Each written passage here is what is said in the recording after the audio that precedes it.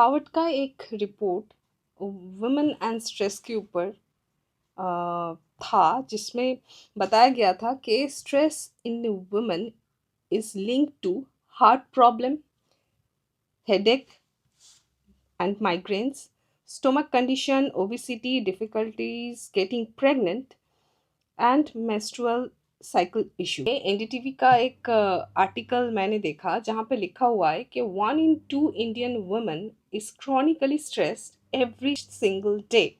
तो मेरा पॉइंट क्या है ये सब बताने का।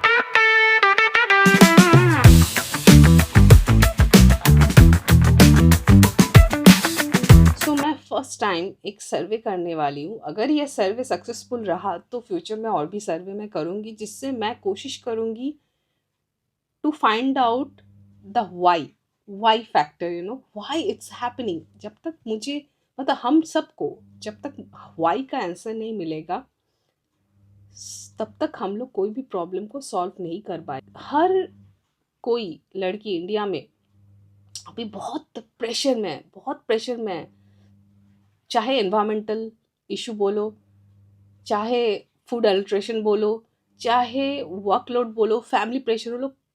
मैं जानना चाहती हूँ कि कौन सा वो मेजर स्ट्रेस फैक्टर है जिसके वजह से हम इंडियन जो फीमेल्स है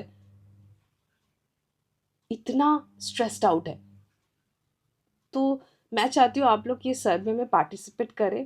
देखो, अगर ये सर्वे 100-500 तक रेंज के अंदर अगर मुझे रिस्पॉन्स मिला तो इफ़ेक्टिव है।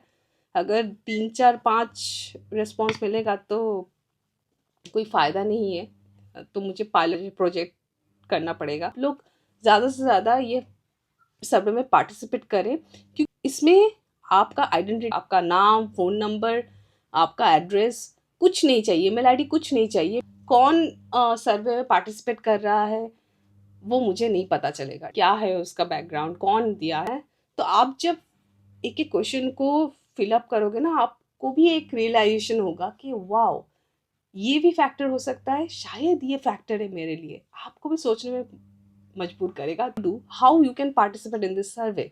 आपको क्या करना है, ये जो वेबसाइट है यहाँ पे जाना है, फिर ये जो रिसर्च, ये जो ऑप्शन दिख रहा है स्क्रीन पे, वहाँ पे क्लिक करो। डायरेक्टली देखो एक आर्टिकल मिलेगा, ठीक है। ये आर्टिकल के एकदम नीचे आ जाओ। अगर आर्टिकल पढ़ना चाहते हो तो पढ़ लेना, क्योंकि वहाँ पे आपको बहुत सारी चीज़ें क्लियर हो जाएगा। फिर आप नीचे आओगे, गूगल फॉर्म मिलेगा, उसमें क्लिक करोगे, आपका कंसेंट लिया जाएगा, ठीक है। अगर आप एग्री हो तो तभी आप आगे जाओगे, नहीं तो आप छोड़ सकते हो बीच में ही, कोई इशू नहीं। Then you can start the survey. ज़्यादा उम्मीद तो नहीं है मुझे, देखते हैं, बट प्लीज़ आप पार्टिसिपेट करो। आपका फ्रेंड हो या फिर आपका कलीग्स हो या फिर कोई भी सिस्टर हो, कोई भी रिलेटिव हो, मम्मी को भी दे सकते हो। शेयर करो और पार्टिसिपेट करो।